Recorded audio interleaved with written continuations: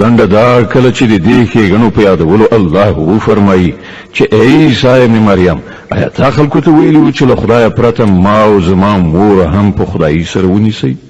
نو هغه به په ځواب کې عرض وکړي چې سبحان الله زما دا کار نه و چې هغه څه مې ویلي وای چې د هغې ویل زما لپاره حق نه و که ما داسې خبره کړې وي نو ته به ارومرو پرې عالم یې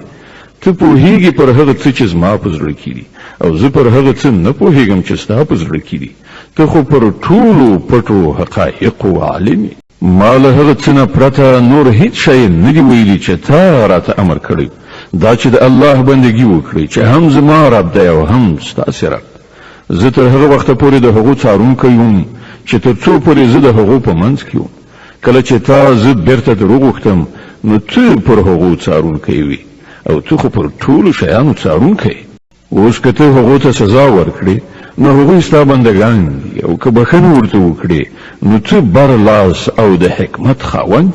د ځمکې اسمانونو او ټولو موجوداتو پادشاهي یوازې د الله ده او هغه پر هر څه قادر دی